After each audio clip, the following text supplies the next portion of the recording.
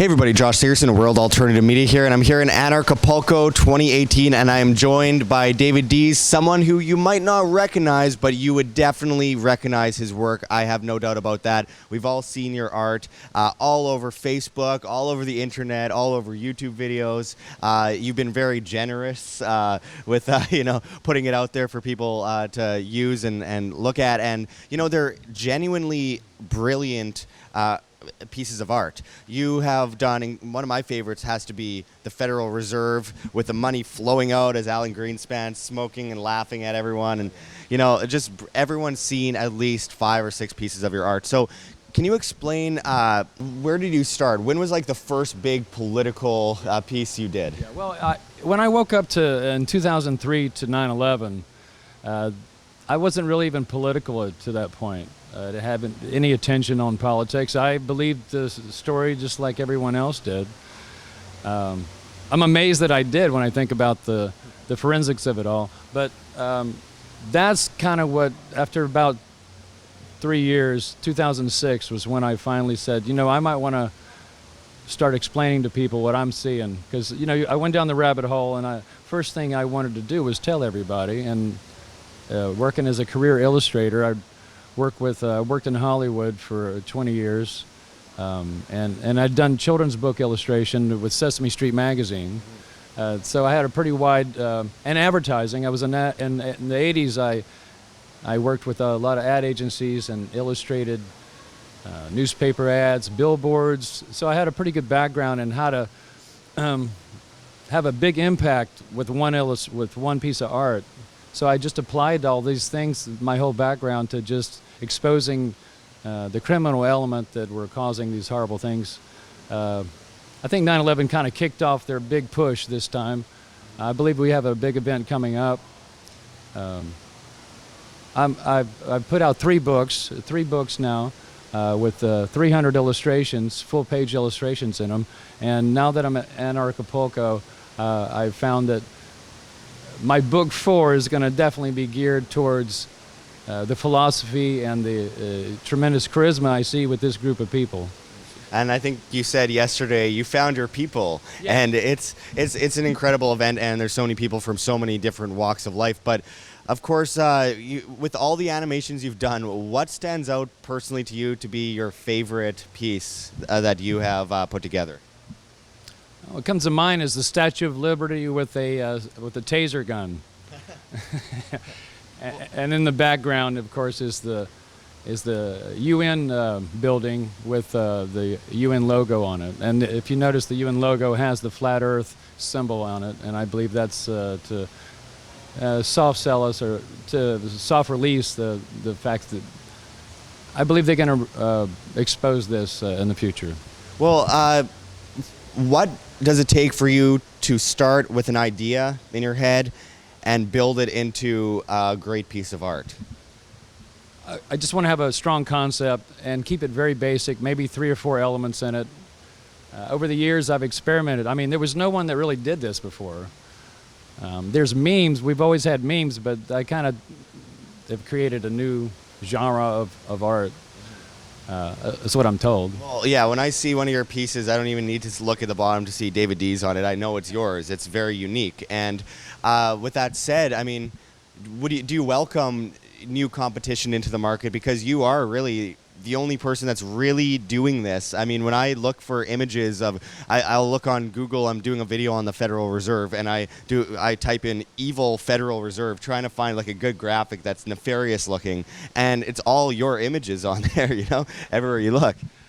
Yeah, when I search for images, I find my own images on the internet. I did over 600, I think probably around 700 pieces now, so it's, and they're all evergreen. The things that I talked about in 2006, nothing has really improved.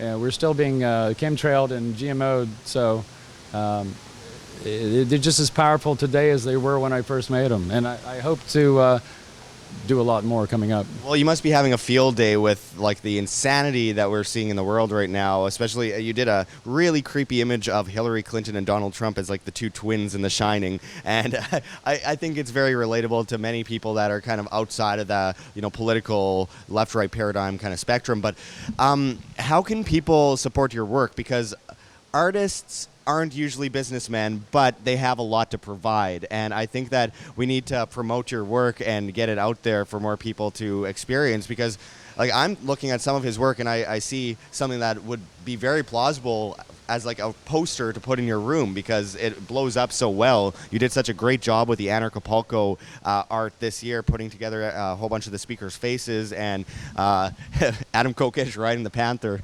And, you know, no, it's amazing. So how can people support you in any way and actually, you know, continue to, I don't know, expose your work to the general public? Yeah, buy my books. Buy my books. Go to my website, buy my books. That's how you can support me.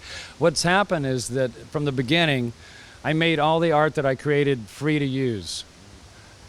I didn't think that I could somehow charge people for exposing vaccines. So I try to do things that people can use to be activists. It's a strong activist tool. I've seen the art blown up and when the activists march, you know, they blow them up into signs and stuff. But also just passing it around the internet is a very powerful tool because they're designed with symbols, and the mind is going to read the symbol much more powerful than the words. Although words are symbols, the visuals are very powerful. So it's I know the effect that I can have. I've created over the years. I know because I've had the governments come after me, and I don't really like to talk about all that, but it's it kind of validates the work that I've done. Well, sure, and I guess it's kind of a badge of honor in a way too. And one more thing, I mean, do you think that this community is growing, the more truther community? Do you think that we're seeing a greater number of people kind of entering that community? Because, of course, with someone like JFK, for example, it's obvious to the mainstream public that there wasn't, you know, just a lone shooter, Lee Harvey Oswald. But that was 50-something years ago. And, you know, 9/11 is starting to get further away. More people, the vast public, believe that it was probably not true. The official story probably wasn't true. And it's unfortunate that we have to wait so many decades, too, before, you know, people realize, and then all the people involved are dead. But do you think that it's growing at a scale where maybe we can actually see some vast awakening among the public? I see in the next few years an energy coming on Earth that is going to raise everybody's frequency. And what that means is your emotions are on a scale from, at the bottom, grief and fear, which is where the government wants to keep you because you're very much easier to control that way. But as you raise your frequency up into enthusiasm, which is more who you really are as a spiritual being. This is a new philosophy that I kind of bumped into by listening to Abraham Hicks on YouTube.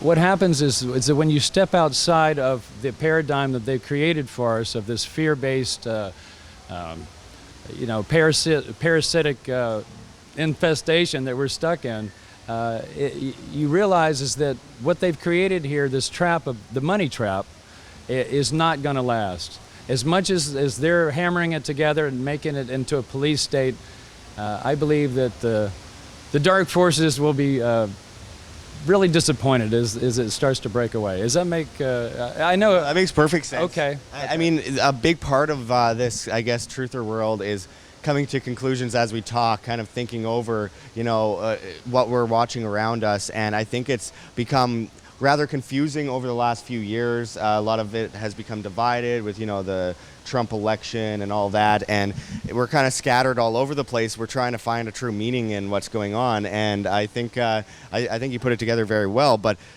I really hope people support David Dees. I was really excited to see him do the artwork for Anarchapulco, and I'm like, I really hope he's going to be at Anarchapulco, and there he is. And, you know, you've been a really interesting person to talk to, so I appreciate it very much. Thank you for joining us. Thank you. Bye-bye. Like what you see here at WAM, don't forget to check the links below. GoFundMe, Patreon. We can't do it without you. Any donation is very much appreciated, especially as we are so vastly demonetized and censored by YouTube as the ADL comes in and flags all of our content as hate speech. You can also find our Bitcoin address in in the description as well as on the screen for you to scan, if you please.